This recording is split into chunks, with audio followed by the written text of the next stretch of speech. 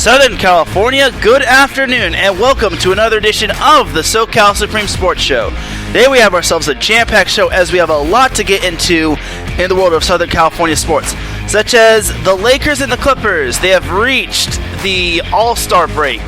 How are they doing, and are they exceeding expectations, or are they meeting expectations, or are they below expectations? Spoiler alert, one is below expectations, kinda, and then one is exceeding expectations. Yay! And then the Freeway Faceoff between the Anaheim Ducks and the Los Angeles Kings is tonight, as we can expect a Los Angeles Kings beatdown, just because the Kings are just really, really good. And what is going on with those USC Trojans in men's basketball, as they lost to Oregon State? Yikes! But they rebounded nicely with a win over Cal, but that was to be expected. Are the Trojans in danger of missing the NCAA Tournament, or is this just a few blips on the radar? Meanwhile, UCLA men's hoops is still dominating, and how about UC Irvine women's hoops getting a dramatic overtime victory over UC Santa Barbara? How did they pull out victory from the jaws of defeat? All that and more here on the SoCal Supreme Sports Show. This is Teran Rodriguez bringing you another edition of the SoCal Supreme Sports Show here on IE Sports Radio, your direct feed for all that is sports.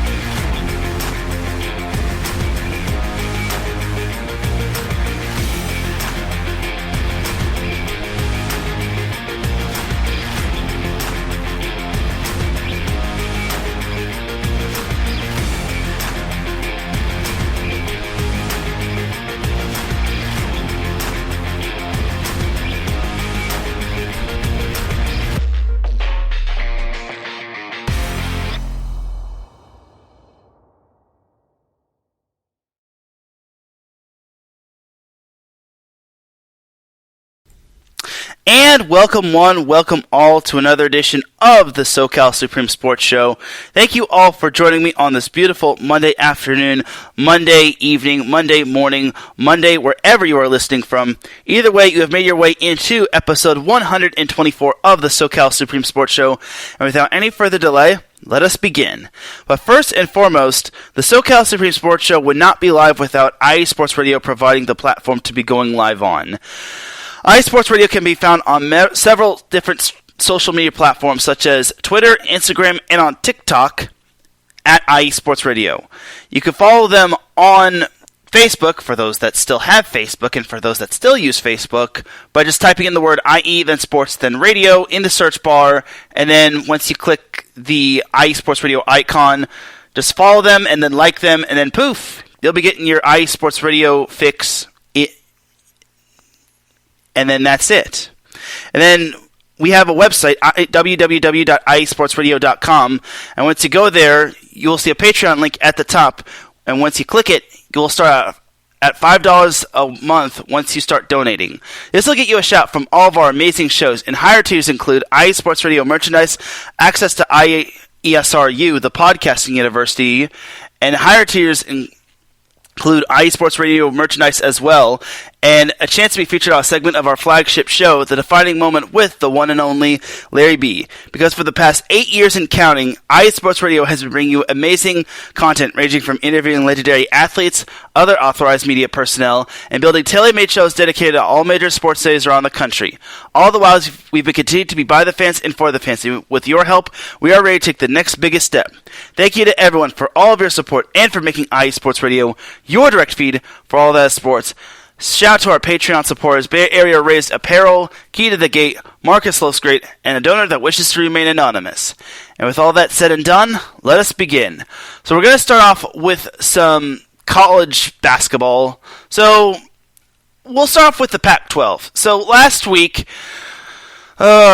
I had high hopes for USC in terms of hoping that they would be able to string together 3 in a row after their treacherous loss to Oregon. But unfortunately, they wound up losing in Corvallis to Oregon State. And that was such a horrible, horrible, horrible loss. Just because Oregon State is not that good. This is not like a few years ago when Oregon State was the best Cinderella story from the Pac-12. No, this was not it, as USC sadly lost to Oregon State by 3, and it was just a terrible loss altogether. And this seems to be the annual USC loses to a inferior opponent loss, which I think is just a downright disappointment for this team. Just because USC had high expectations going in, and remember, they had that win over UCLA, which was downright impressive, but unfortunately, they just seemed to lay an egg on the road. And that seems to be the norm for this Trojans team. They always do really well at home, but when it comes to playing on the road, they go into a cocoon. They're 13-1 at home at the Galen Center, but when it comes to playing on the road, they're 3-5. Not good. Not good at all. You cannot be an NCAA tournament team if you are mainly a home team. It just does not work that way. The good news is for USC is that they bounced back in a big way as they beat Cal, unsurprisingly, 97-60, as basically USC got off to a 10-0 lead, and they didn't even. It wasn't even close. As the Trojans have won 13 in a row. They're 13-1. Their only lone blemish was their home opener against Florida Gulf Coast. So for USC, despite their blemish against Oregon State and Oregon last week, they are still third in the Pac-12. But this actually does have some doubters, as some are saying that USC is a a first 4 out team, which I'm actually quite concerned, just because it's like they even have Oregon in that same echelon. I mean, I don't know. I think USC is a good team. My only problem is that they don't have the greatest. They don't have too many standout wins. I mean, yes, they have the win over Auburn. They have the win over Arizona State. They also have a win over Utah, and they have a decent win over Colorado. They have a win over Auburn, which I think is pretty decent. But that win over Washington State is also a little glaring as well. So, I don't know. So, for SC, they got to clean it up ASAP, just because they can't afford too many losses, because I don't want to see USC miss the NCAA tournament. Especially since they just gave Andy Enfield a contract extension. Like, that would be the biggest SC thing for them to happen. Give Andy Enfield a contract extension, only for them to miss the NCAA tournament the year after. So, big yikes, SC.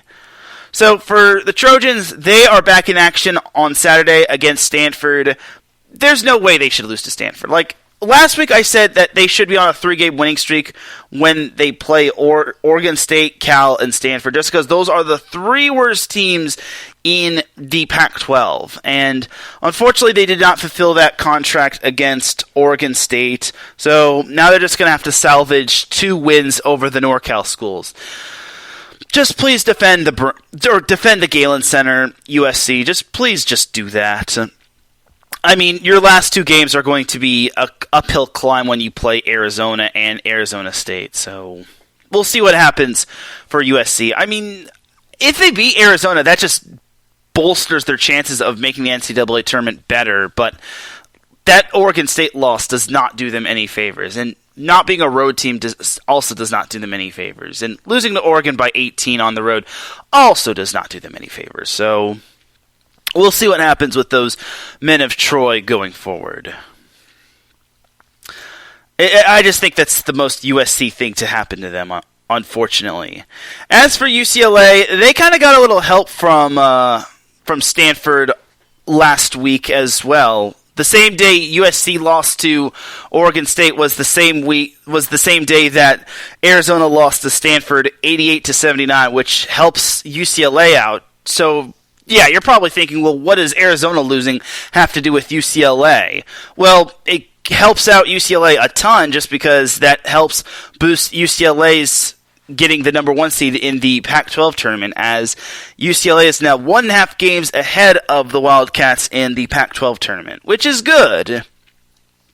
As for those gutty little Bruins, last week they took down Oregon 70-63 on Saturday, and last night they took down Stanford 73-64.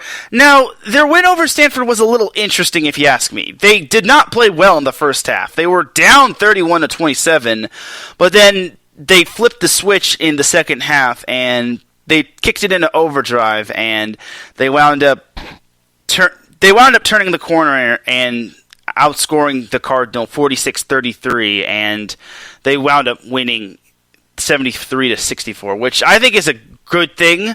I mean, for UCLA, I think that just means that I want to say there's no way that UCLA looked ahead. I think there's no such thing as looking ahead when you're facing the worst team in the Pac-12. I just don't understand. Maybe UCLA had some tired legs from the Oregon trip. Maybe UCLA had some missing guys. I don't know, but yeah, maybe they just had a big head. But either way, UCLA came out victorious. Maybe they just came in a little too overconfident. Mick Cronin did say that they came in too cocky, which is not characteristic for the Bruins. I mean, yes, they are number 4 in the nation, but now that they are number 4 in the nation, now that they're number 1 in the Pac-12 by 1.5 games, that target on their back is going to grow bigger and bigger and bigger and bigger and bigger and bigger and bigger and bigger and bigger and bigger and bigger. So for UCLA, they're going to have to be extra cautious going forward just because they can't afford to have games like this. Just because against Stanford, you can get away with having a bad first half. But against other good teams like Arizona and like maybe Arizona State or Utah or SC, you just can't have a bad game like that. So UCLA is back in action on Saturday when they play Cal. That one's going to be on the Pac-12 network, while the USC-Stanford matchup is going to be on ESPNU. There is no doubt in my mind that UCLA should be able to beat Cal. Like, Cal is 3-23, but I'm just going to say this as well. UCLA just can't play that first half like they did against Stanford. Like, it just can't happen. Next week, USC and UCLA are bound for the Rocky Mountain schools as UCLA plays Utah and Colorado, while USC plays Colorado and Utah. So, looking at where Utah and Colorado are at, Utah is the closer of the two when it comes to UCLA. I mean, USC is close to UCLA as well, but USC is going to have to play. I don't even think USC can catch UCLA at this point, just because there's only they'd have to. USC would have to win out, and then UCLA would have to lose out, and then Arizona would have to pretty much lose out, and then USC would have to win out. So USC can't possibly grab the number 1 seed. Like it just is mathematically impossible unless everything goes USC's way. But that's just a speculation right there. I mean, it's not going to kill USC's chances if they don't get the number 1 seed, but it is what it is. And then if all the chaos happens for that USC gets the number 1 seed, well, it just shows that the Pac-12 might be a little down this year, but I digress. So for UCLA, back to UCLA, they pretty much are in control of their own destiny. They just got to take care of business. Utah is going to be a tough opponent, and Colorado is not to be underestimated just because they've got a bunch of scrappers. And it's so easy to overlook Colorado just because you've got the Arizona schools on your home court in the final week of the season. And those Arizona schools also include Arizona, which that's kind of your big boss for that number 1 seed in that Pac-12 tournament. So we'll see what happens come next week. But this should be quite the fascinating final 2 weeks for the Bruins and the Trojans. And it's going to be an exciting last 2 weeks, and I can't wait. So that's that for USC and UCLA. Jumping on over to some Big West Conference hoops. So the Big West actually had their men's basketball matches on Wednesday, which I found a little weird, but it is what it is. So for UC Irvine, they picked up a huge win over UC Santa Barbara, winning 70-59 on the road. So that bus ride from UC Santa Barbara down to Irvine was a whole lot more worth it, as the Anteaters and the Gauchos are tied for first in the Big West Conference, which I think is huge. But you cannot count out those gutty little UC Riverside Highlanders, as they're only 1.5 games out of first place. And don't count out Hawaii as well, as they're only 2 games back. I know Hawaii is not in SoCal, but they're not too far out of first place in terms of the Big West. And neither is Long Beach State or Cal State Fullerton. But I think it's more so UC Riverside that has the best chance of possibly playing spoiler.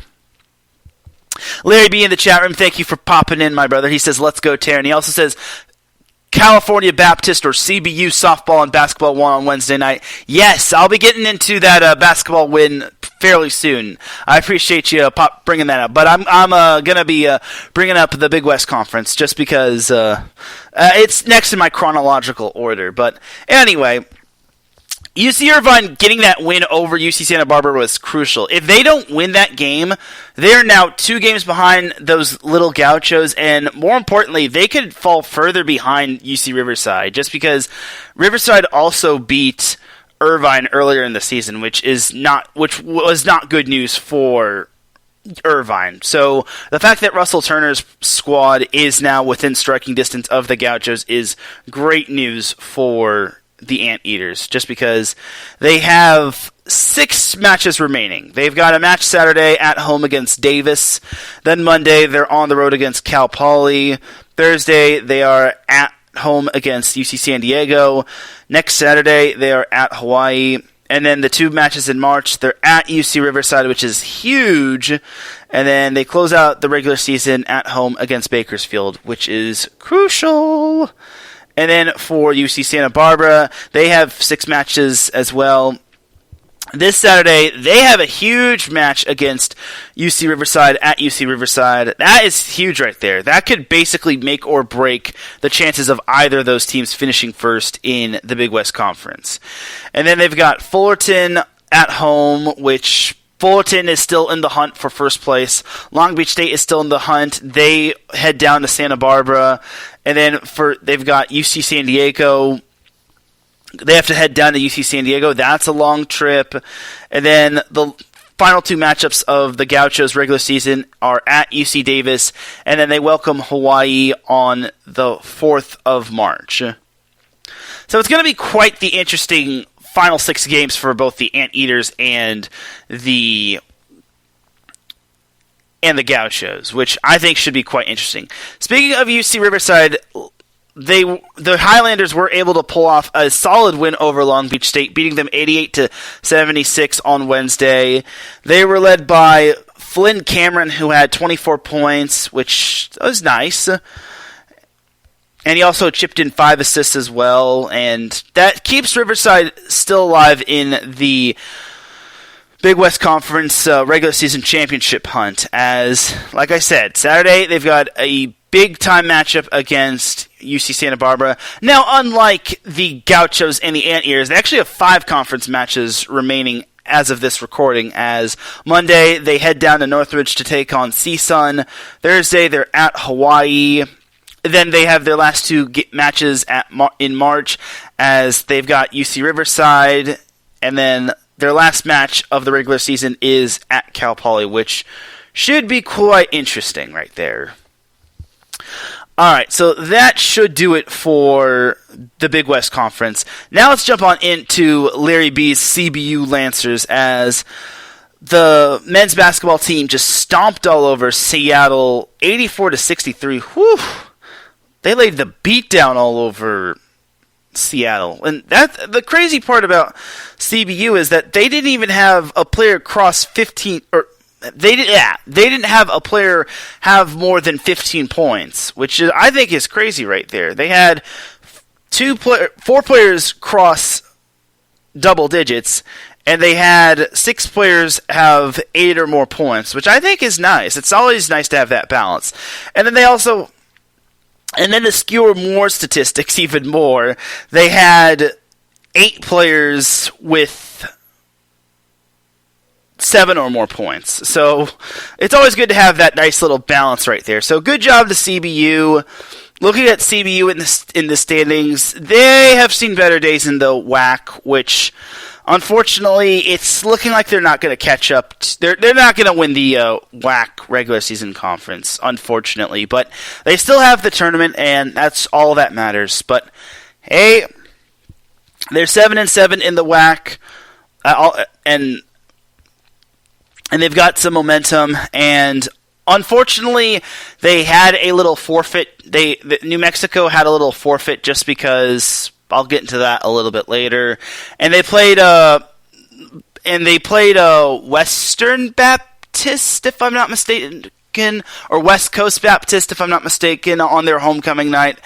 And I'll get into that matchup a little bit later. But that was their replacement homecoming match. So either way, CBU is back in action on the 23rd when they play Sam Houston, and then on Sunday they host Stephen F. Austin. Basically, they've got the Texas two-step, which, yes, that actually is the best. Well, technically they have the Texas triangle because they've got UT Rio Grande. However, they're not playing UT Rio Grande in UT Rio Grande. But I just like to call it the Texas Triangle, but since they have Sam Houston State and they've got Stephen F. Austin in Texas, I just call it the Texas two-step. So that's that for some CBU action, and then let's jump on over to some West Coast Conference action if I could find some. So for San Diego, it was a tough one last night for those poor little Toreros. They nearly pulled off the upset against St. Mary's, but they just fell short as the ball just could not find the hoop in the last few minutes as they lost to St. Mary's 62-59. That would have been a huge upset for the Toreros. But that last few minutes basically resembled their season. It was just an unfortunate string of luck. And last Saturday they also lost to Pacific 99-94.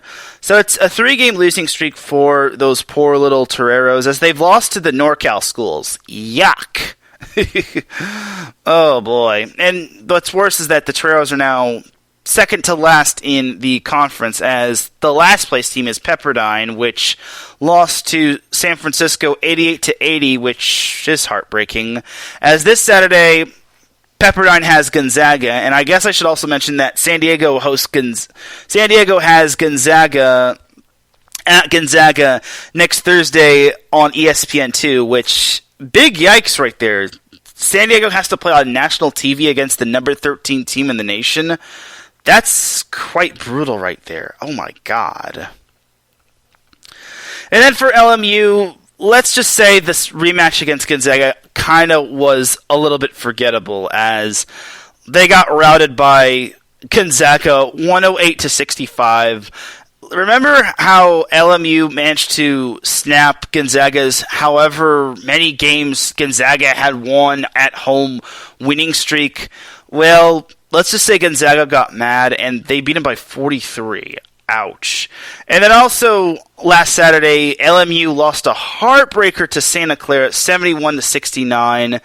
Man, what's worse is that the loss to Santa Clara hurts them even more because now LMU is now further back of the Broncos in the West Coast Conference as they're now 1.5 games back of them for third place.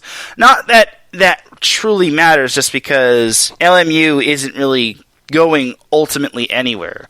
The good news is for LMU is that I think they've gotten through the worst of it. I mean, they have Pacific and Pepperdine to close out the season, while Santa Clara has, well, they've got fairly easy opponents. They've got Portland, Pepperdine, and San Diego. Yeah, I think Santa Clara is going to finish in third, which I think sucks just because that means LMU is going to be on the path of Gonzaga going into the West Coast Conference Tournament. Gosh dang it, man. Actually, no, that's not true just because if St. Mary's, well, actually, I want to see. Actually, no, hold on. Hold the phone, just because St. Mary's plays Gonzaga in their final game of the season, of the regular season, which, if St. Mary's does manage to win that one, then Gonzaga would be the number 2 seed, and then LMU would actually be away from Gonzaga, which would not be a bad thing. However, which is the worst 2 evils to face? St. Mary's or Gonzaga? I think it's probably going to be St. Mary's. I think St. Mary's is the worst 2 evils, just because I think LMU almost had them. I mean, yes, they beat Gonzaga, but it's like, I think Gonzaga is back after that tragic loss. So I think Gonzaga unfortunately poked the dog, and when you poke the dog, it's not good times. So that is that for the West Coast Conference. Alright, so now jumping over to some whatchamacallits hoops. Some Mountain West Conference hoops. Yeah, I was blanking on the conference name. Mountain West Conference hoops for San Diego State. They narrowly escaped against Fresno State 45-43. That's some low-scoring game. 45-43. Whew, I never would have guessed that. Also, San Diego State managed to beat UNLV 82-71, which I think is nice. So good job to San Diego State, as they are still ahead of the pack in the Mountain West Conference, as they are 1.5 games ahead of the pack, as Boise State is right on their coattails, as this week San Diego State hosts Colorado. Oh no, they don't host anybody, as they have 4 games remaining in the regular season. They've got Colorado State Tuesday at 8 p.m. at home, and then they travel to New Mexico, not New Mexico State, New Mexico, and then they play those guys on next Saturday, and then the following Tuesday, the 28th, they've got Boise State. That's huge right there, just because Boise State, that's their stiffest competition. I mean, looking at where Colorado State is... Oh, never mind. Colorado State is not good.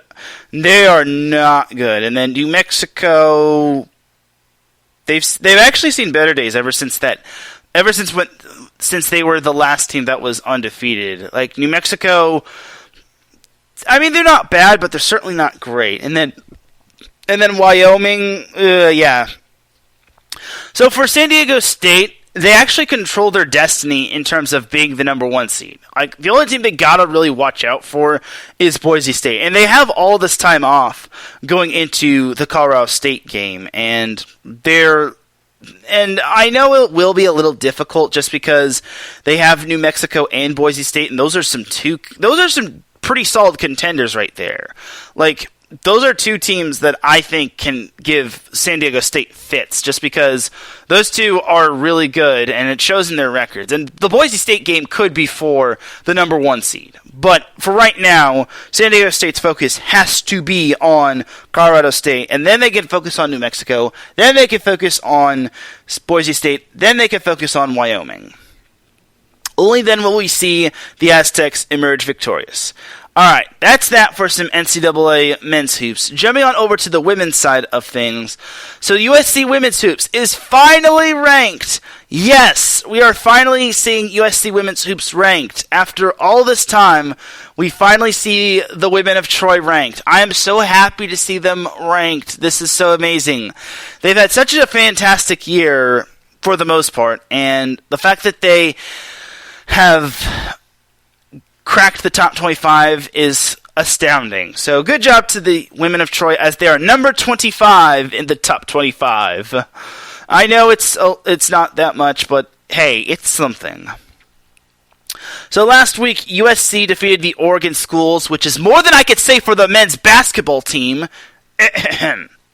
So anyway, USC women's hoops defeated Oregon 56-51, which I think is an impressive win, just because Oregon, more often than not, is a tough opponent, and even when in their down years, they always have a solid team.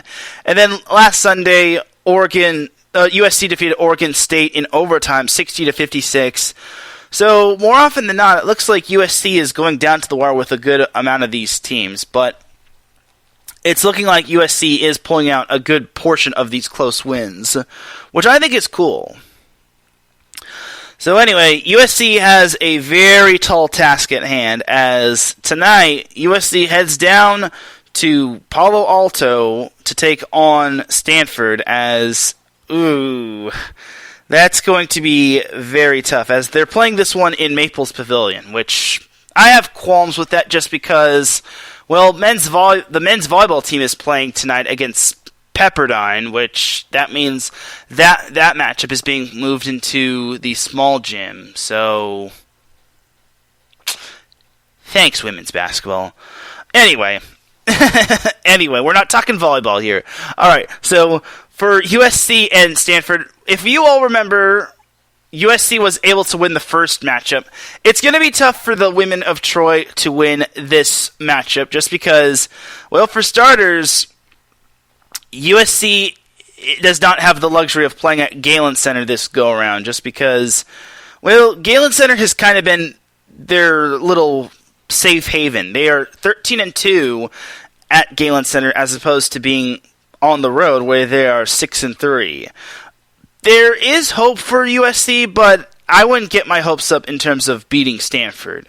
Now, Stanford, they have their aspirations of winning the Pac-12, just because Stanford needs to win this game ASAP, or they need to win just because a few weeks ago, they lost to Washington 72-67. As courtesy of that loss, they're now tied for first in the Pac-12 with Utah, and right on their right by their side is Colorado. So this Pac-12 race is getting very tight, and honestly, I don't think USC and UCLA are going to catch up to Stanford, but they could play spoiler to the Cardinals' chances of winning the Pac-12.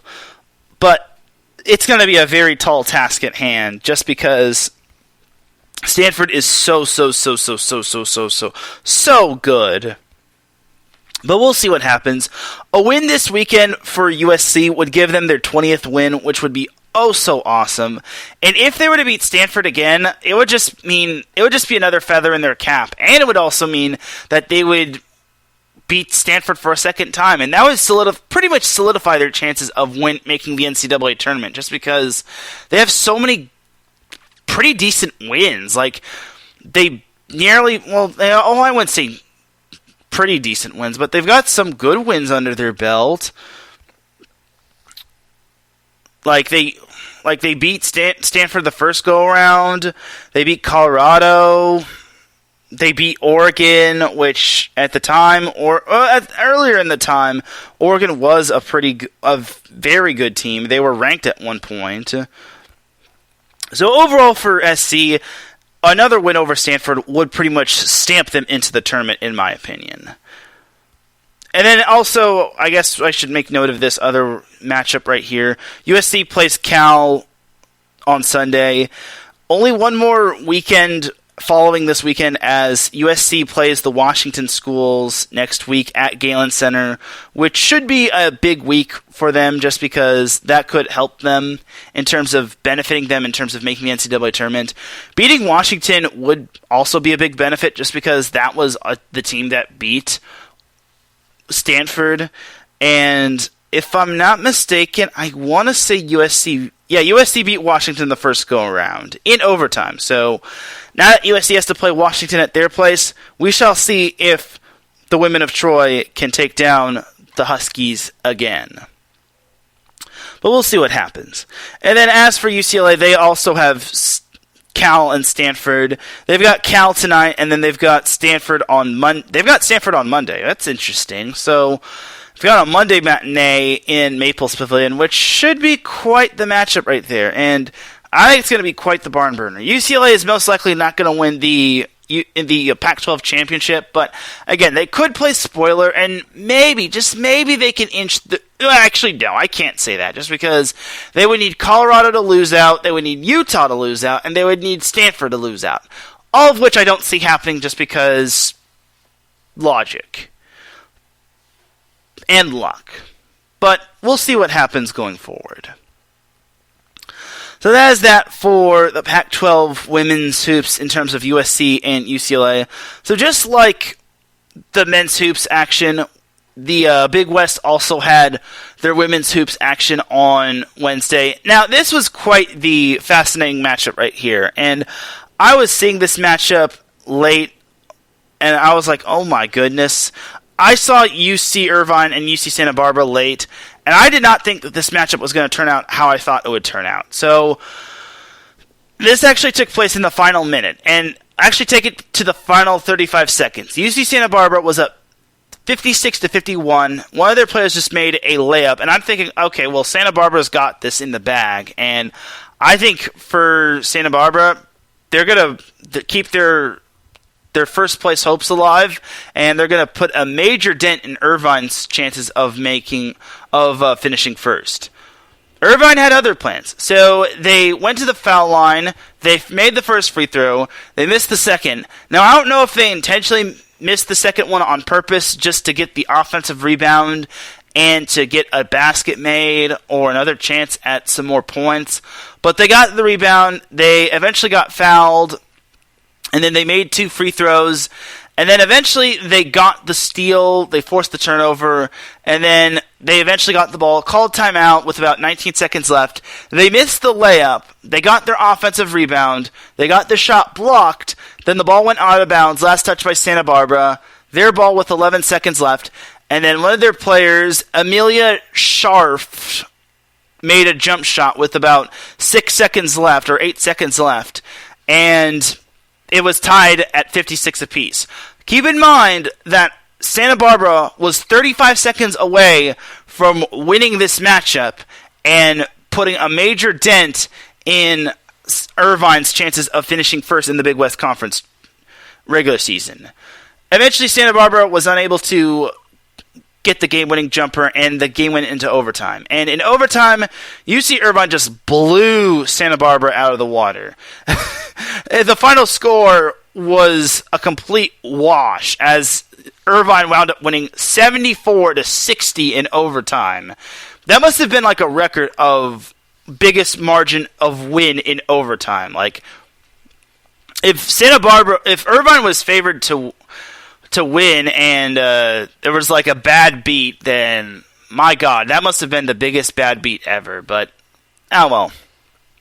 It was a crucial win for UC Irvine's women's basketball team, because had they lost that one, Long Beach State, which wound up beating UC Riverside in fairly good fashion, I mean, they were led by as many as like 27 or so, they would have been 1.5 games back of the 1.5 games back of the beach, and that would have been completely bad for the Anteaters altogether. But for the Anteaters, they're still within striking distance of Long Beach State, and that is huge right there.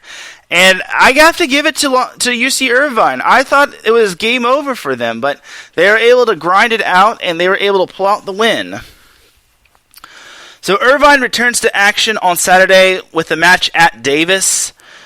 Then Monday, they are back at home against Cal Poly. Thursday, they travel to UC San Diego to take on UC San Diego. Saturday, they are home against Hawaii. Then their last 2 matchups in March include a home matchup against UC Riverside and then an away matchup against Bakersfield. So for Irvine, other than the matchup against Davis and maybe Hawaii and maybe UC San Diego, their schedule looks a little bit favorable. Now, I'm not trying to put them on a pedestal and say they're going to win out the remainder of their games, but I will say this. Irvine winning that matchup against Santa Barbara was huge, just because they're still within striking distance of Long Beach State. Meanwhile, the Beach, like I said, they've won 11 in a row. That's quite impressive for them. They will be traveling to Hawaii to take on Hawaii on Saturday. Now that is going to be a tricky matchup for the little Beach, just because you have to travel to Hawaii. Hawaii is a tough place to win at, and Hawaii is slightly underrated, if you ask me. I wouldn't say that they're bad. They're kind of they're more than middle of the road.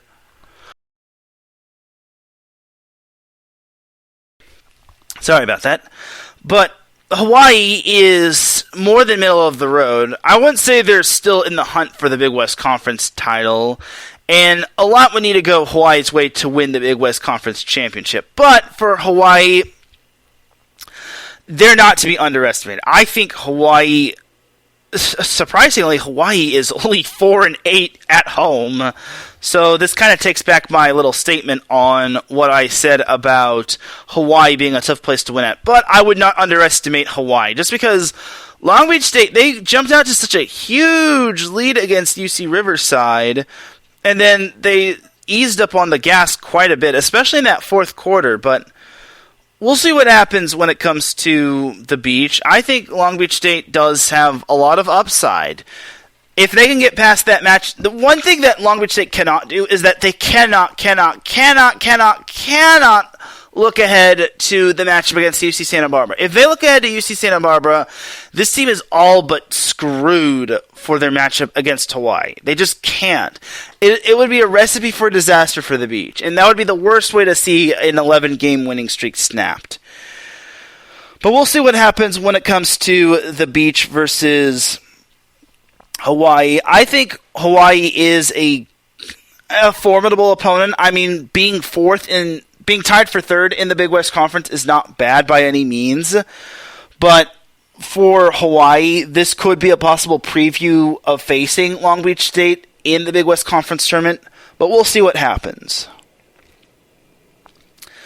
Following the matchup against Hawaii, Long Beach State plays UC Santa Barbara, which is huge right there. That is the matchup that is huge right there. If Long Beach State wins that matchup, that is probably their biggest sigh of relief, because that's and this is no knock on the other teams this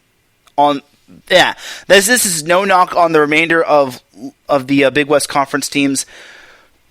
That's kind of the last big threat on Long Beach State's schedule, just because after UC Santa Barbara, Long Beach State is at CSUN following that matchup. And then their last two matchups include at Bakersfield and then home against UC Davis. So I also will include this, Davis is not to be underestimated as well, just because even though Davis is kind of in a little bit of a down year, they're at 500 and they're in the middle of the road of the Big West Conference. I think Davis is still a solid program, and they're not to be underestimated. So we'll see what happens when it comes to Long Beach State. They just can't afford to underestimate anybody, just because other than the Bakersfield win, which they kind of needed the second half to kind of just take charge, the Santa Barbara win was a little bit too close for comfort.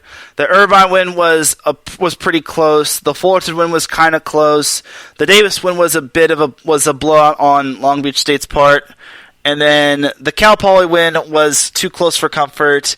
The UC San Diego win and the Fullerton win was quite the blowout, and then the Hawaii win was pretty blowout-y. So overall, ever since the UC Irvine loss, Long Beach State has shown their true flashes of potential. I mean, they've had a few close calls here and there against Cal Poly and then Irvine and Santa Barbara, but for good reason as well. Like, more often than not, Long Beach has gone down to the wire with Cal Poly, and then Irvine and Santa Barbara are also the class of the Big West Conference. It's just that going down the stretch when it comes to these Big West Conference matches, you don't want to underestimate anybody, and you should expect a dogfight from anybody, just because anybody can be anybody at this point, especially since Big West Conference seeding is so important, just because you want to avoid certain matchups and you want to have certain favorable matchups, just because in the Big West Conference, only one team is pretty much going to be guaranteed an NCAA tournament berth. No team is going to have... There's not going to be two teams making it to the NCAA tournament. I just don't see that happening in the Big West Conference. That's why the Big West Conference is so precious when it comes to the Big West Conference tournament and whatnot. So we'll see what happens going forward. But for the Beach, they've got to control their own destiny. For Irvine, they also have to control their own destiny. I also should mention Long Beach State has 5 matches as opposed to UC Irvine's 6 matches. So we'll see what happens. It's probably a Hawaii thing just because Long Beach State has to go to Hawaii, whereas Hawaii has to go to UC Irvine, but it is what it is. All right, that's that for the Big West Conference in terms of women's hoops. I've ranted a little bit about that quite a bit, but that race is just so amazing. Like, that race is going down to the wire. Jumping on over to some Mountain West Conference women's hoops. So San Diego State is back in second place in the Mountain West Conference after an impressive win over Colorado State yesterday, 53-49. And then last Saturday, they blew out San Jose State 80-55, which I thought was awesome sauce. This week, they are hosting Wyoming, which I think is going to be, which should be that's going to be a tough matchup just because Wyoming's pretty good, and they're right on the coattails of San Diego State. If they win that matchup, then that would be quite impressive. They also have next Saturday UNLV, which is the class of the WAC, or not the WAC, the MPSF. Oh, I'm sorry, not the MPSF. No, not the MPSF. The Mountain West Conference. I'm getting my volleyball conferences mixed up. And then they close out the season against Air Force. So San Diego State has entered the gauntlet, and they have already passed their first test against Colorado State. Now they've got Wyoming and UNLV, which are going to be two tough matchups. And UNLV is ranked, which I think is awesome. I mean, UNLV kind of deserves it, just because they've only lost 2 matches overall, and they have not lost a matchup in Mountain West Conference play, and those Lady Rebels deserve it. So good on UNLV, even though they're not SoCal. They're representing the Mountain West Conference, so they've earned it. All right, but that's that for some San Diego State action. In the win over CSU, the Aztecs were led by Mercedes Staples, who had 13 points, which is quite interesting. Sophia Ramos had 12 boards, and Asia Avenger had 3 assists. She is a former Mater Dei player, FYI. Just thought I'd throw that out there. Anyway, jumping on over to some West Coast Conference hoops. San Diego had a tough one last night as they lost to San Francisco 66-55. The good news is for the Toreros is that they are still in third place. The bad news is that they have company in third place, as BYU has joined them in the third place club. The fact that they are in third place is phenomenal, as they're a distant third place from Portland. I can't say the same for Pepperdine and LMU. Poor Waves and poor Lions. Last week, Pepperdine lost to San Diego 75-63, which was a bummer, as Pepperdine heads down the 405 or PCH to take on LMU in the PCH Cup.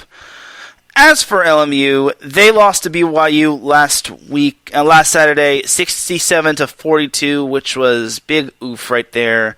As like I said, LMU will welcome in their PCH Cup rival Pepperdine, which is going to be the battle of the bottom right there. I hate to say that, but it's the truth. Back to San Diego. San Diego hosts Santa Clara. San Diego will be going down to Santa Clara to take on Santa Clara on Saturday. And then the Toreros' last 2 matchups are such a gauntlet, as the good news is for San Diego is that they get to host their last 2 matchups, but the bad news is they have to play Gonzaga and Portland, which is a big ouch, because Gonzaga and Portland are basically atop the West Coast Conference. Like, that's just a death sentence right there. The worst part is that BYU only has San Francisco and... Well, okay, I wouldn't say only has, but San Francisco is right behind BYU, which I guess isn't terrible. I mean, BYU could possibly lose to San Francisco, but and then as for San Diego has a good shot at beating Santa Clara, and then BYU might have a good shot at beating San Francisco. Like, there has to be some sort of good thing happening in the West Coast Conference. It would be so great to see San Diego finishing in the top 3, or any West Coast Southern California team finishing in the top 3 in the West Coast Conference. Just because the Southern California is not known for finishing in the top 3 when it comes to the West Coast Conference. But what do I know? My teams aren't really San Diego, LMU, or Pepperdine.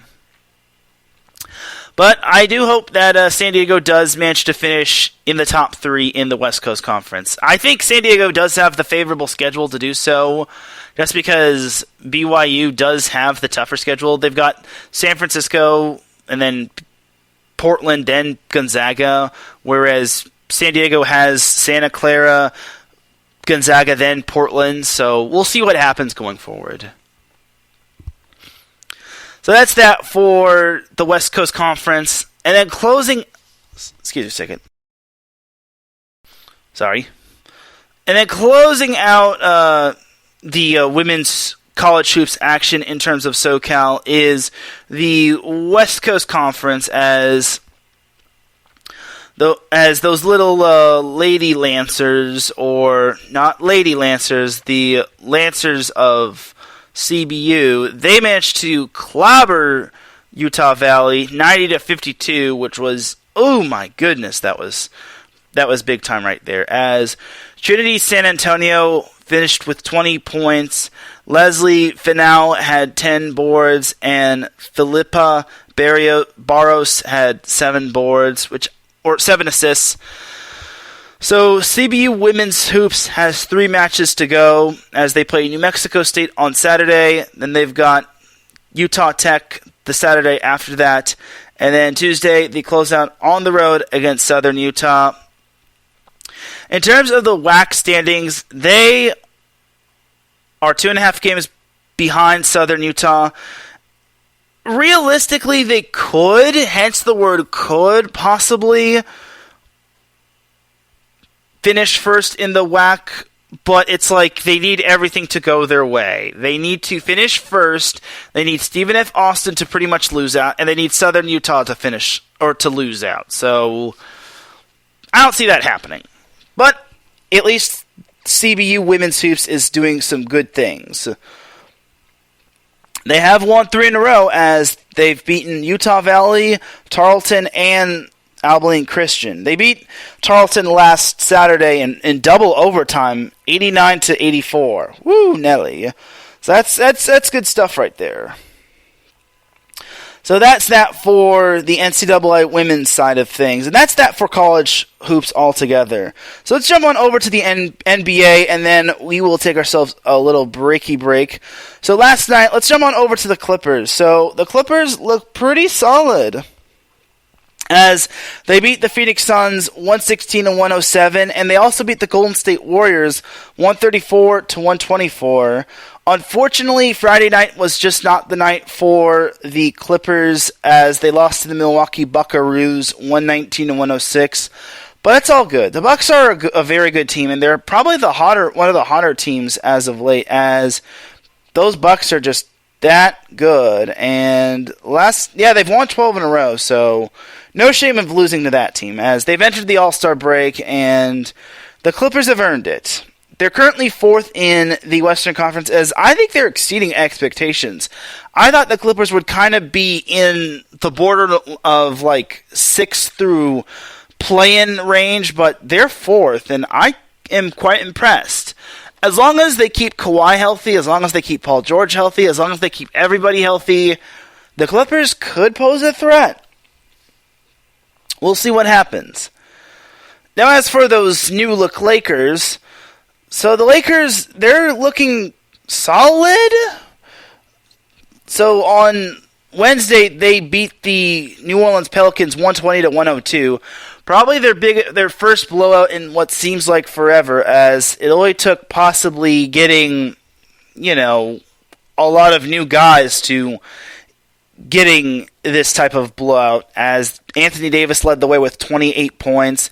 They also got other contributions from LeBron James, who had 21 points, who saw his first action since he hurt his ankle, or he aggravated his ankle in that record-breaking performance against the Oklahoma City Thunder. And they saw a good a very good performance from D'Angelo Russell. Both had 21 points. Dennis Schroeder had 10 points off the bench as well. As the Lakers shot 53%, which is quite nice. So good job for the Lakers in that matchup. Unfortunately, I can't say the same for Monday's matchup, as the Lakers lost 127-115. But I will say this on Saturday's matchup against the Golden State Warriors. They won 109-103. It's always good to beat the Golden State Warriors, especially since they're the reigning champs, and it's never a bad thing to beat the Golden State Warriors. Yes, I know the Warriors were not at full strength. I know they didn't have I don't think they had Klay Thompson or Steph Curry, but honestly, no, they did have Klay Thompson. He had 15 points. Jordan Poole had 29 points. Draymond Green 12 points. They didn't have Andre Iguodala, who had a sore right hip, and they also didn't have Steph Curry as well. But they still won on the road, which is quite nice. So overall for the Lakers, it was still a good game, and the Lakers didn't have LeBron, so I still think it's good. It's still a very good win for the Lakers, especially when Dennis Schroeder had to lead the way with 26 points. So hats off to the Lakers for pulling off that win on the road. So where the Lakers stand right now, they are 27-32. So they're not in a bad situation, but it's like they're dead last in their division, and where they're at is they're third to last in their division, which is not good. The good news is that they're still in range of making the playoffs. It's most likely going to be in the play-in range, but here's the thing. Considering how tight 3 through where the Lakers are, 13 is, they could still make the playoffs not in the play-in range, but we'll see what happens with the Lakers going forward. I just think that the play-in game is where the Lakers are going to be. I'm just going to have to hope that their acquisitions can prove to be a good impact for them, just because I think their new acquisitions can make an impact for them. I think getting rid of Russell Westbrook was huge for them. I think they can definitely make some sort of late season push. And if they do make the playoffs, not the play-in, but the playoffs, they could be a sneaky good team to play. Because now that LeBron has finally surpassed Kareem, they can finally, hence the word finally, get past this whole Kareem thing and just focus on winning. Please focus on winning. I don't care what anyone else has to say. Just focus on winning, please. Please, Lakers, just please. Alright, but that's going to do it for the NBA portion of the show. Let's take ourselves a quick little break. That's because my voice is getting a little bit tired. When we come back, we'll have some NHL talk, and then we've got some Big W awards to hand out, and we've got the Dum Dum of the Week award. So keep it locked here. You are listening to the SoCal Supreme Sports Show here on IA Sports Radio, your direct feed for all that sports. We'll be right back after this.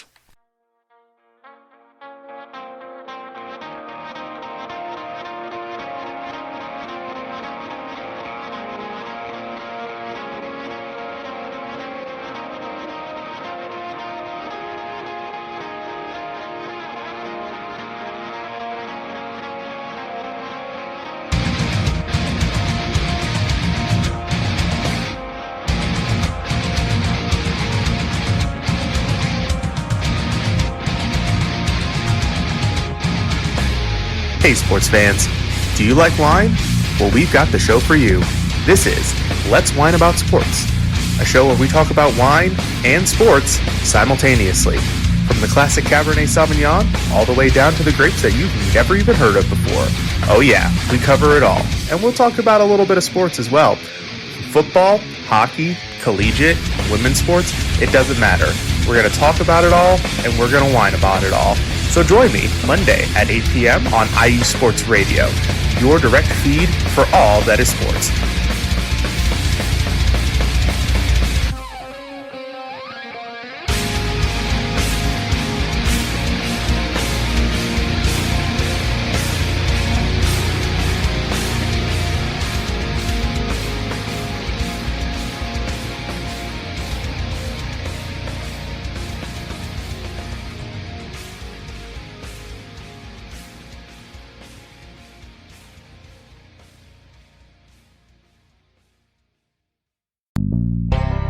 Some say that Indiana is just a flyover state.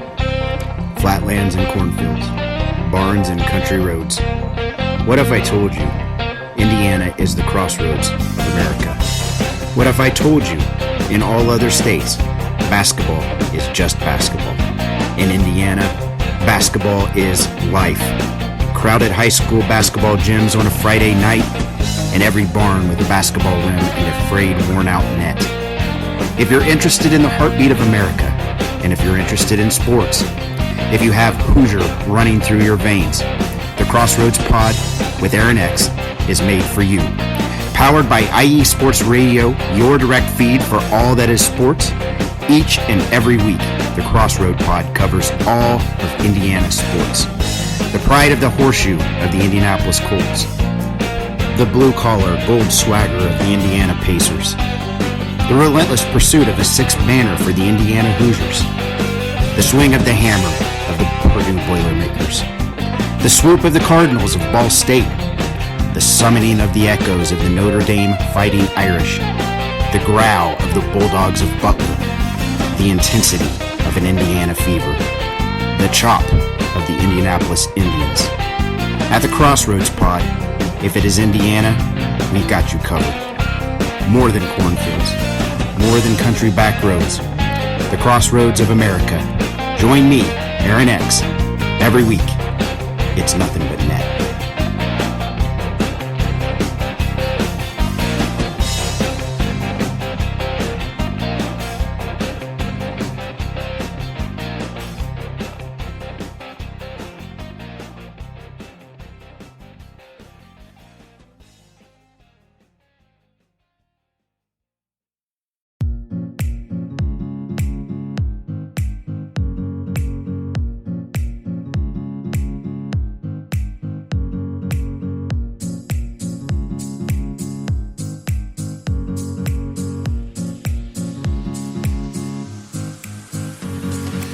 Hey there, sports fans. Are you looking for a sports show that maybe isn't 100% about sports? Then you might want to check out the Sports Couple Perspectives right here on IE Sports Radio, your direct feed for all that is sports. Most sports shows cover only scores and stats, and while we're not opposed to that, we dig a little deeper into sports issues and some of the hottest topics in athletics. In addition to sports, we take a journey through my neck of the woods, pop culture, with movie reviews of both sports and non-sports films. Speaking of pop culture, make sure to participate in our game nights, where we quiz each other on our specialties, and you, the listeners, can win IE Sports Radio apparel. We always have a great time learning more about each other's worlds, one show at a time. So join us each week on the Sports Couple Perspectives, right here on IE Sports Radio, your direct feed for all that is sports.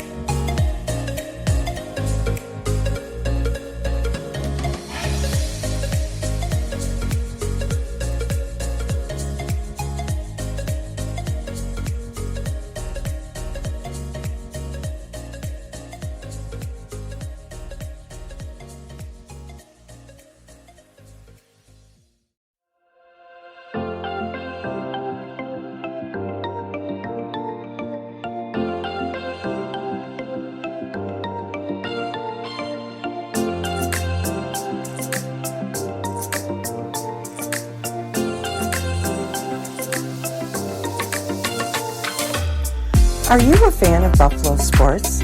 Are you thinking of changing loyalties and becoming a Buffalo sports fan? Do you even know where Buffalo is on the map? Did you know Canada is closer to Buffalo than New York City?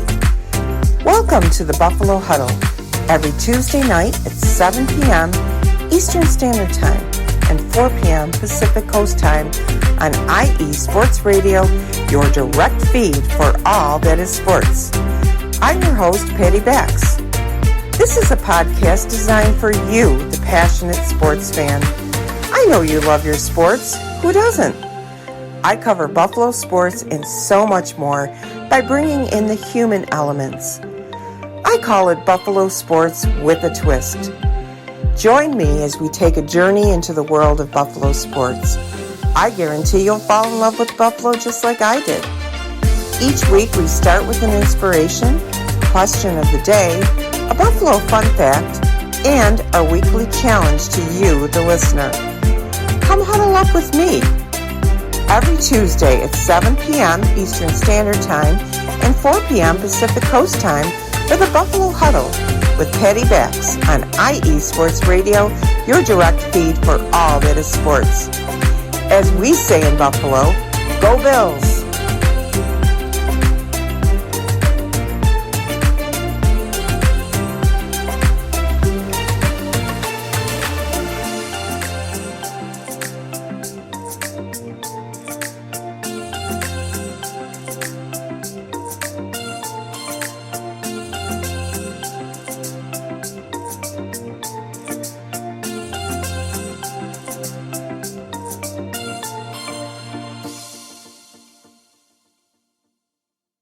Back with segment number 2 of the SoCal Supreme Sports Show here on IE Sports Radio, your direct feed for all that sports.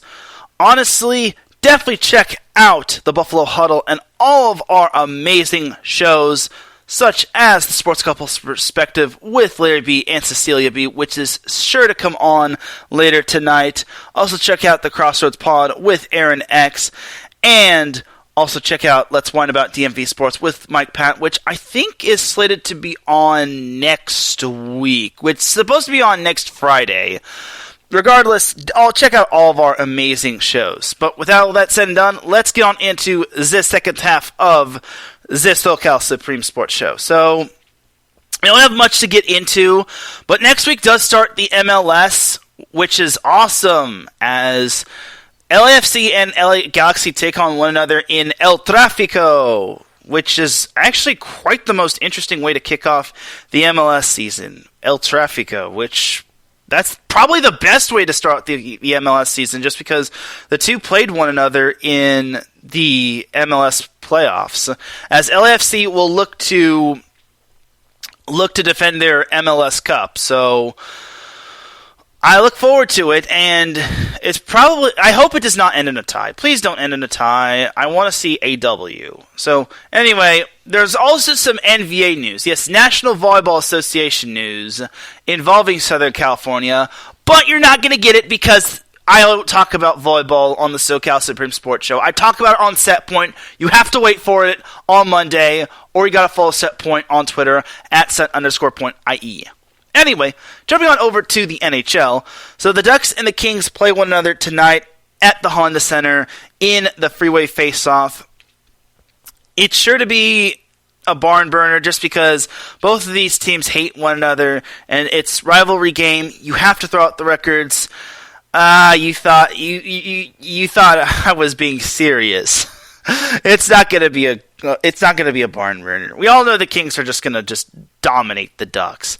The Kings, in their most recent games, the Kings beat the Buffalo Sabres 5-2 on Monday, and then they beat the Pittsburgh Penguins 6-0.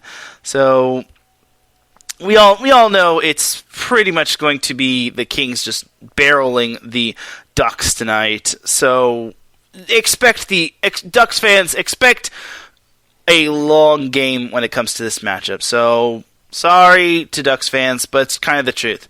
For the Kings, after this matchup on Saturday, they have the Arizona Coyotes. Then on Tuesday, they head down to the Great Lakes to take on the Minnesota Wild. Then on Thursday, they head down to Jersey to take on the New Jersey Devils. Then next Friday, they head down to the Big Apple to take on the New York Islanders. Then I guess I should also mention that the following Sunday, they play the New York Rangers. Then they've got the Winnipeg Jets the following Tuesday, the last game of February. And then they come back to Los Angeles to take on the Montreal Canadiens, which that's kind of their long road trip right there. They've got a 5-game road trip to close out the month of February after they play the Coyotes. So it's quite fascinating right there. As for the Ducks following their Freeway Faceoff matchup, they've got the Florida Panthers on Monday. Then they've got the Tampa Bay Lightning the following day on Tuesday. Then Thursday, they face the Washington Capitals in the nation's capital. Then Saturday, they play the Carolina Hurricanes. And then on Monday, the 27th, they welcome the Chicago Blackhawks. So they, too, have a road trip in February, a late road trip in February, before they come back home to the Honda Center to take on the Blackhawks to close out the month of February. So looking at the standings for the Kings and the Ducks, the Kings aren't as close as the Golden Knights are. They're still within striking distance. They're only 3 games back of the Golden Knights, and there's also 1 game back of the Kraken, but right on the coattails of the Kings are the Edmonton Oilers. So the Kings, they still need to string together some wins, and they got to watch out for those Golden Knights, just because those Vegas Golden Knights are looking really good. And then as for those Ducks, their previous games have been ones to forget about, as on Wednesday they lost to the Buffalo Sabres 7-3. They also lost to the Vegas Golden Knights 7-2. And then on Friday they lost to the Pittsburgh Penguins 6-3. So the defense, and I hate to bash the goalie, but the goalie play has also not been good as of late for those poor Ducks. It's just been that type of season for the Anaheim Ducks. It just really has. And then as for the Western Conference, the Ducks are still the second worst team within the conference, as they are 3 points ahead of those Chicago Blackhawks. And as for worst team in the league, they are still the third worst team in the league, ahead of the Columbus Blue Jackets by 2 games and the Chicago Blackhawks by 3 games. Funny enough, the Blackhawks and the Ducks face each other on the 27th, the second to last day of February. Expect that game to be moved to pretty much the Hallmark Channel or the Duck Hunting Channel, but I digress on that one. So that is that for the NHL portion of the show. Yes, I had to pretty much be vague about it, but it is what it is for the Ducks. So before we head on into Dum Dum of the Week award, we have to give out the Big W award. So I have a lot of Big W awards to give out, and I have been waiting to give this Big W award out to this person, but I have to give one salute to this person right here, Fred Rogan. So Fred Rogan, it's been a while, and I think it was like a month or so ago, Fred Rogan announced his retirement from, I wouldn't say sports broadcasting, but sports anchoring, from pretty much sports media. And for those that don't know who Fred Rogan was, he was basically on The Challenge on NBC, where basically he was on with Petros Papadakis, where he would basically talk about the Rams and the Chargers and the UCLA and USC, and he would also shed some light to all the high school football kids from the CIF Southern section, and he would also have some fun with Petros Papadakis, which I thought was awesome. And it sucks to see that it used to be Going Rogan, and then they named it The Challenge, which it was awesome, and that was something I would always look forward to after every Sunday Night Football. I mean, yes, Sunday Night Football was cool, but I would always look forward to seeing Fred Rogan and Petros Papadakis. I mean, Petros was funny on his own, but Rogan was always just solid and down to earth. But he just retired, and when I saw that news, it just broke my heart. So I have to give the Big W and a big ol' salute to Fred Rogan, and I hope he finds his inner peace, and I hope he has a great retirement. And it's the high school / California sports scene is just not going to be the same without Fred Rogan. So salute to you, Mr. Rogan. That's not all the Big W awards I have to give out. I also have to give a Big W award out to my boy, to Juju Smith-Schuster. So you're probably wondering why he gets the Big W award, just because he's on the Kansas City Chiefs.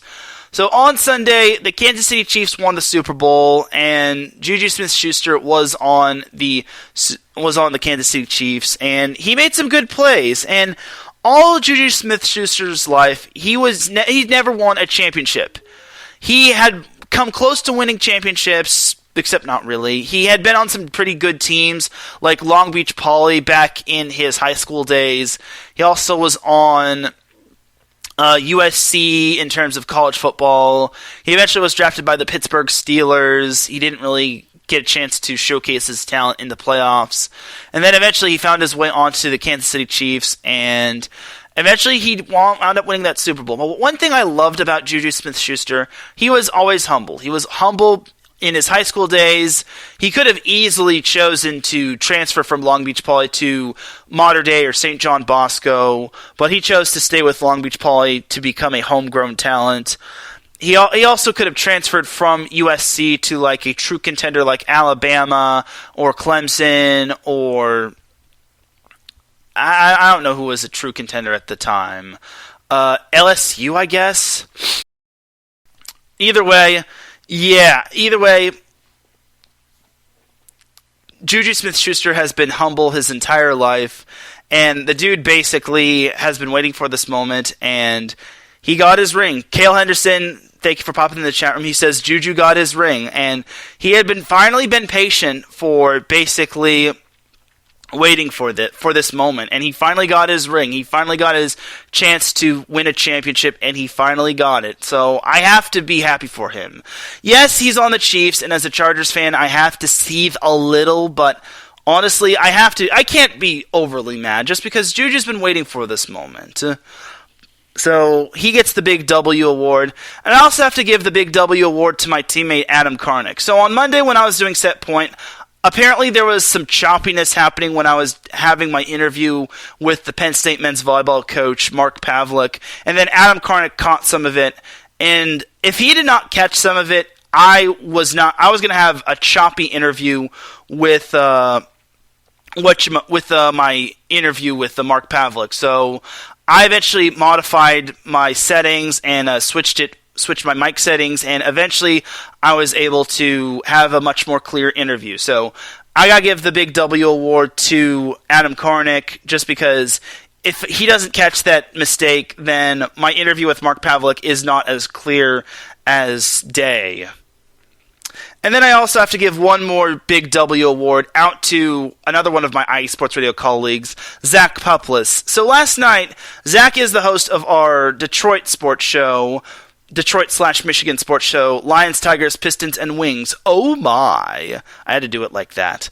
And obviously it was not an easy week for Michigan. Him being a Michigan State alum was not an easy thing, just because Michigan State on Monday had a shooting, and 3 were unfortunately announced dead, and then 5 were announced in critical condition. Well, 1 is now in stable condition, while 4 are now in critical condition. So the fact that Zach did a show despite the whole shooting from Michigan State, which clearly hit home for him, was commendable, and the fact that he did that was just a major tip of the cap right there. Like, the dude didn't even have to do the show, and yet he did it last night, and honestly, that is also a Big W award for Zach Puplis right there. I mean, that's just amazing right there that he did that right there. So Zach Puplis gets the Big W award, and I guess it's a good time for me to send my condolences to everyone in the Michigan State community that was affected by the shooting.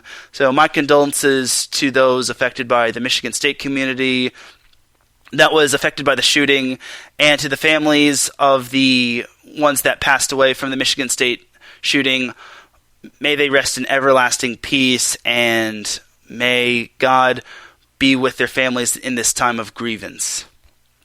And may the ones that are in critical condition make a speedy recovery.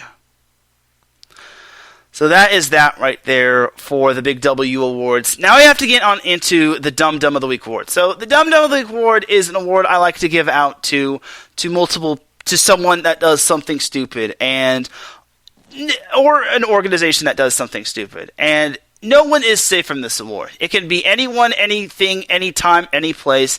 No one is safe from this award. And at first I wasn't going to have a Dum Dum of the Week Award just because I didn't really get to see a whole lot of dumbness in this world. We had a lot of dumbness we had something dumb happen last week when we had that reporter ask the question of who wouldn't Nick Sirianni's players want to date their 5-year-old daughter. Like, that question might go down as one of the worst. But I digress on that one. But I have to give out the mini Dum Dum of the Week. Now, I know we all love to have our jokes in this world, But this is probably going to be the mini dum-dum of the week award I have to give out. And it kind of goes to Juju Smith-Schuster. Now, obviously, Juju had his joke and his funny moment right there. But we all had our little jokes right there. And I don't know who really to give this out to. So, Juju Smith-Schuster, on Valentine's Day, posted this little Valentine's Day joke. He said, "I'll hold you when it matters most." And it was a picture of the I forget the guy who had the holding call on the Philadelphia Eagles. I'm blanking on his name, but either way, he posted that of the guy on the Philadelphia Eagles saying, "I'll hold you when it truly matters most." And oh my God, it sparked the biggest outrage of the entire NFL Twitter. Now, I get people like to have jokes of everything, and I get people took it too wrong, but Juju was obviously joking, and I guess there are some people that took it there are people that thought that Juju took it the wrong way, and sometimes you just gotta laugh at yourself. Yes, Juju made a joke. Did he take it a little too far? Maybe. But honestly, it wasn't overly bad. He just made a nice little harmless joke about that little holding call. Obviously, and he was the player that was being held just because in that moment, that was what happened, and it was a holding call, and man, it was James Bradbury. That was the guy. It was the picture of James Bradbury, and Juju Smith-Schuster posted the Valentine picture of it saying, "I'll hold you when it matters most," just because James Bradbury held Juju Smith-Schuster on the third down in the final 2 minutes of the Super Bowl, which eventually wound up seeing Harrison Butker kick the eventual game-winning field goal in the Super Bowl. So, all in all, for the little joke that Juju had, obviously it was funny to Chiefs fans and to those that had a sense of humor, but to Eagles fans and to James Bradbury's teammates or anyone affiliated with the Eagles, it was clearly taken too much out of context. Now, obviously, people shouldn't take it too seriously, but it's like, come on.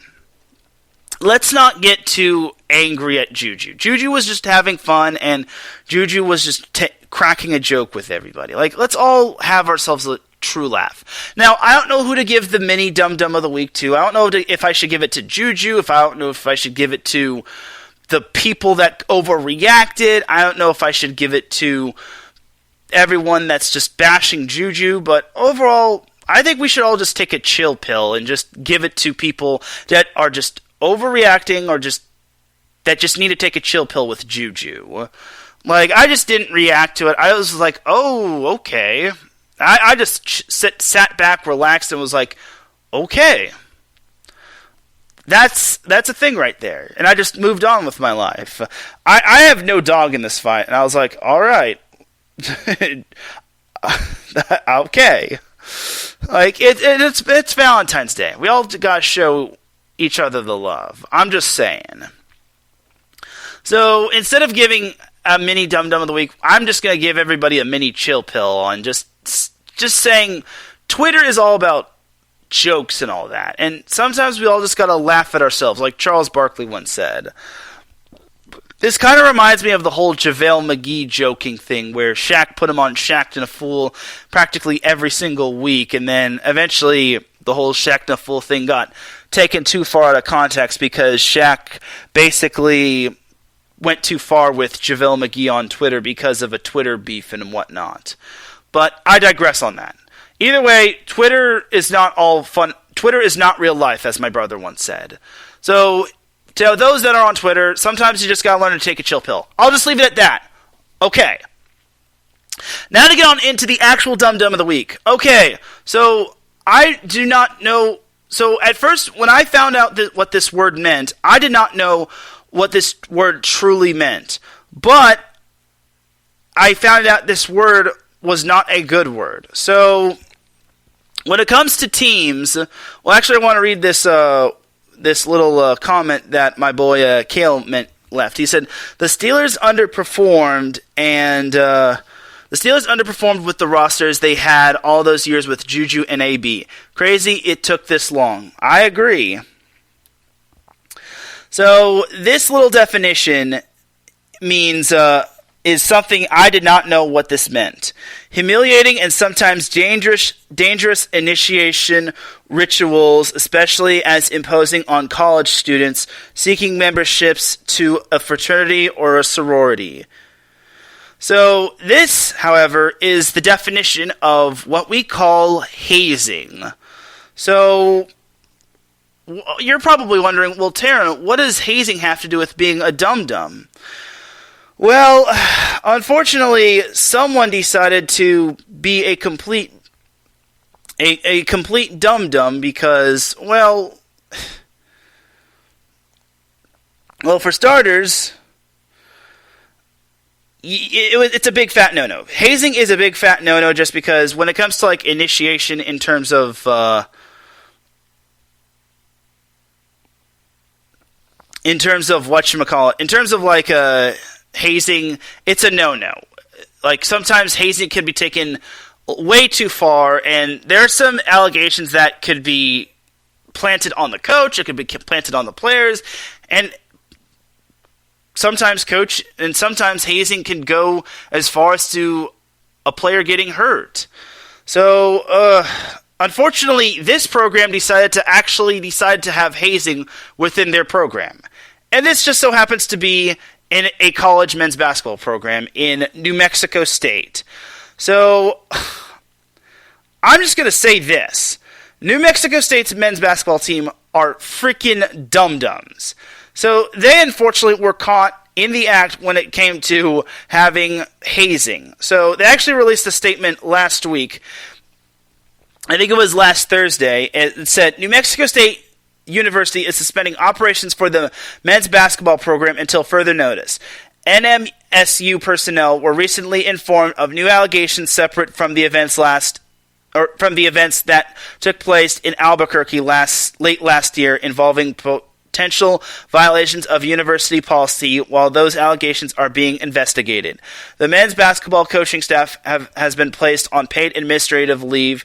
The game scheduled for February 11th against California Baptist will not be played, which was the game on California Baptist on their homecoming. And then 2 days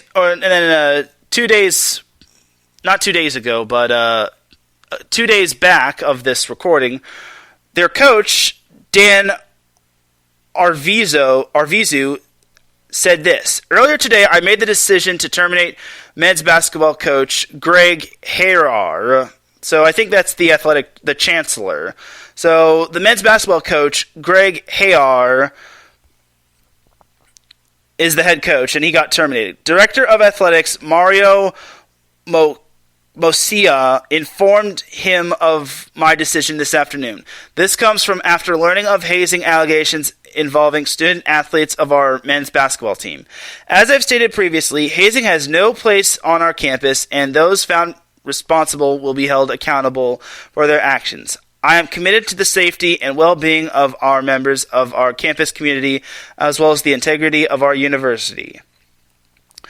I'm basically not going to read the whole thing, but I'm just going to say this. I'm very disappointed in Coach Greg Hayar for allowing his players to do this. Like, there's no whatchamacallit.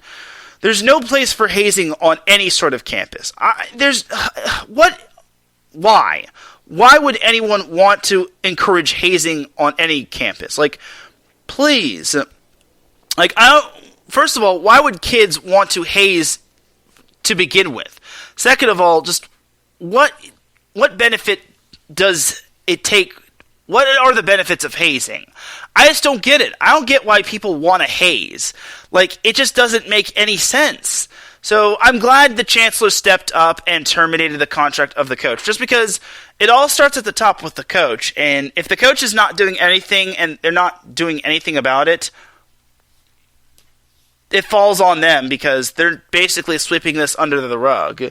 And it's absolutely a no-no. You can't just do that. It's absolutely irresponsible for the coach. And it's a bad look for the coach, let alone the program. So for the coach to basically sweep this under the rug, and for the New Mexico State program for basically hazing, it's disappointing, and I feel bad for the players that were involved. I feel bad for the kids that basically got the worst of it in terms of hazing. But for the ones that initiated the hazing, and for the coaches that allowed it, and for the coaches that swept away from everything, and for the New Mexico State athletics department that basically said nothing about this and that did nothing about this prior to this, you are this week's Dum Dum of the Week award recipient, and you basically deserve to lose practically everything. Well, not really, but you're basically Dum Dums of the Week until further notice. You're so dumb. Talk to them louder, my man. Talk to them louder. You're so dumb. You are really dumb. For real.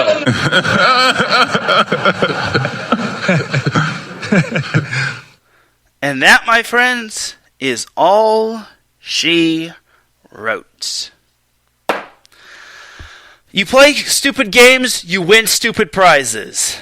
It cost the coach his job. It's probably going to cost the program their reputation. Players who are committed to New Mexico State are probably going to decommit and commit somewhere else. You're stupid. You're dumb. You have ruined the reputation of your program, and as a result, you've basically blemished the entire Mountain West Conference. I hope UNLV and San Diego State I hope the entire WAC blows you out by 50,000. Because now you have tarnished the entire Western Athletic Conference. I'm sorry, but you basically have ruined it for everybody. You deserve every bit of dunking on, and it's any wonder you're in last place, just because you deserve this punishment. You deserve everything bad for you. It's like, I hope you learn your lesson, and I hope you're able to learn from this, but my God, that's just sickening, dude. I'm sick to my stomach even talking about this, so before I lose my lunch, that's going to do it for this week's episode of the SoCal Supreme Sports Show. Is that time, ladies and gentlemen, for me to get on out of here? Because I don't want to lose my lunch, and I got to get on out of here to go someplace, and I got to freshen up a bit. You dig? Thank you, everyone, for tuning in to SoCal Supreme Sports Show. I really do appreciate everybody tuning in. If you listen live, I appreciate you. If you listen on the playback, I appreciate you. If you listen at work, I appreciate you. If you listen at any time, any place, anywhere, I appreciate you. Shout out to the chat room that listen live, Cale Henderson and Larry B. I appreciate you.